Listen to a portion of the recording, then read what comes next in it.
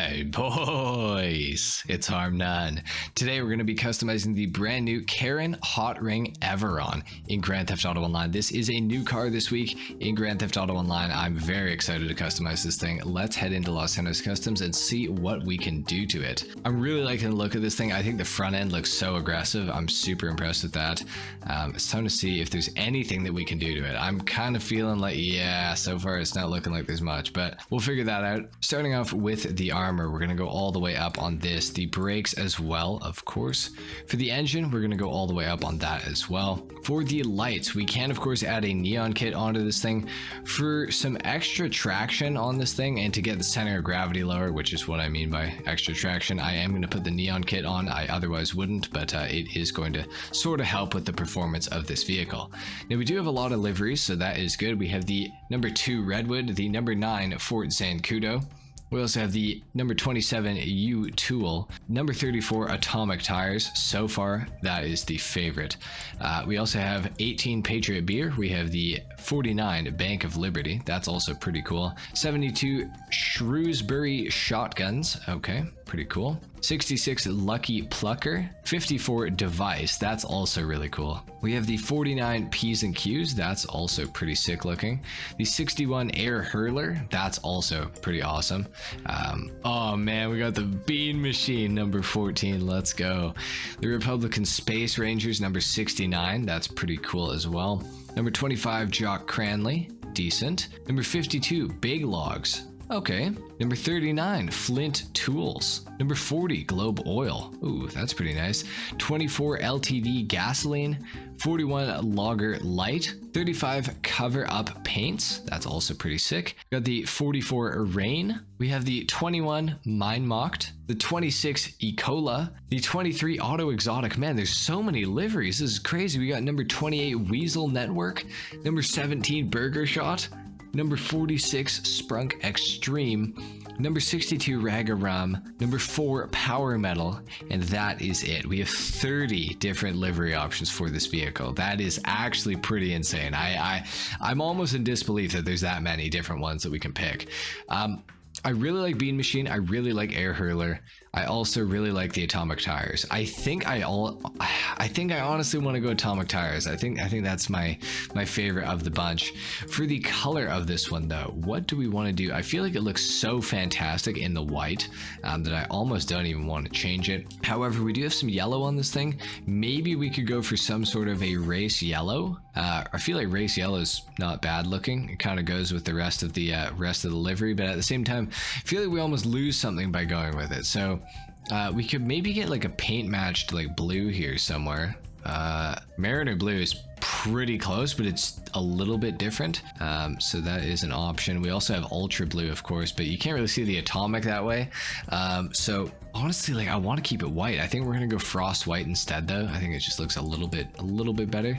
For the secondary color, let's actually go, I'm really hoping this 34 is yellow and not lime green. I honestly can't tell the difference. I am colorblind, so that's my excuse.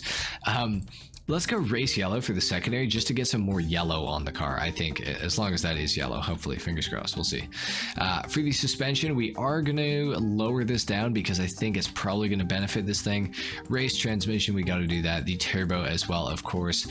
For the wheels, I honestly really like the stock wheels, and I feel like if I change them, I'm going to regret it because nothing is going to look as good as these do with this vehicle. Maybe some off-roads just to maybe get a traction bonus, but I don't really think they're going to help all that much. So I think I'm just going to leave the wheels stock. I know that might be disappointing to some of you, but I just don't see a point in changing them.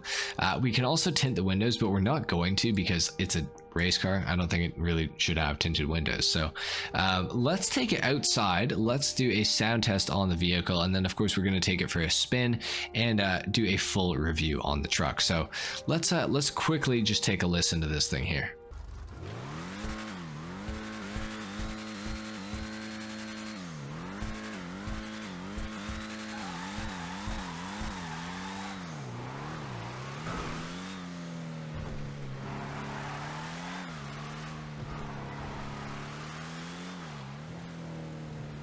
It's definitely got a pretty cool sound. I do actually like it. It sounds pretty decent, and it actually handles pretty well on top of that. So that's good stuff so far. I'm actually pretty impressed with this thing.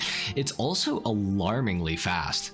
Honestly, like, this thing is crazy fast. The only thing that I really wish that we could have done to this car is added just not a different spoiler, just the exact same spoiler that's on it, but maybe in a secondary color option, so that we can get a traction bonus, because this thing would definitely benefit from a traction bonus. But with that being said, I am impressed, because for a NASCAR or maybe a NAS truck, depending on who you ask, I guess, I feel like it's like really good. Like, the handling is not bad at all. It does tend to oversteer quite a bit. It is quite a light vehicle, I feel like, but I don't think that it's bad, and it's like very controllable when it does oversteer. Like, I feel like this would be like a great drift truck. It seems pretty good to me so far, and I'm liking this thing a lot.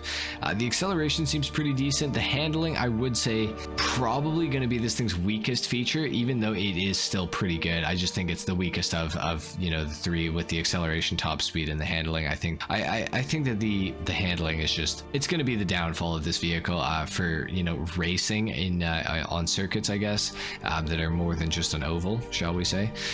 Yeah, not a bad car though, not a bad car or truck, I guess. Like I was saying, I think it definitely could have benefited from some more customization. I do think that it is really cool that we got 30 different livery options, because I think that means that when you go into a race with this thing, you're probably not going to see somebody with the same livery as you, or at least the chance of it is going to be a lot lower than it normally would. So that is very good. I think that Rockstar did knock it out of the park with the liveries. I just would have liked to see maybe even just a spoiler option would have satisfied. I get that they're supposed to be part of a class though, and that class of vehicles is not supposed to differentiate much between the different vehicles, so it completely makes sense. But it still would have been nice if you gave everybody the option to customize the spoiler, and maybe even a rear bumper option or a front bumper option. That would have been cool. But overall, I still feel like it's pretty decent. Is it worth $1.8 million? If you don't have the trade price, that's what it costs. If you do have the trade price, it's about $1.4 million. Yeah, that's a hard question. Because it's a new vehicle, if you are balling out of control in GTA, I'd say if you have $10 million or more dollars, go ahead and pick this thing up, because you're not really gonna lose anything by owning it. However, if you're kind of strapped for cash, I'd say you're probably gonna want to save for one of the next vehicles to get dropped from the Los Santos Drug Wars DLC, because I feel like there's definitely some better ones that are yet to come, like the Ocelot Virtue.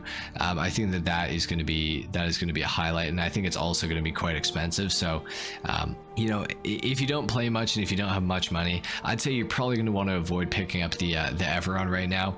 But like I said, if you're balling out of control, I mean, no matter what, you guys are going to do what you're going to do. But yeah, if you're balling out of control, I'd say go ahead and pick it up. But for people who are a little bit more broke, I just can't recommend it necessarily. Like, it's good, but it's not the greatest vehicle ever. Let's just say that.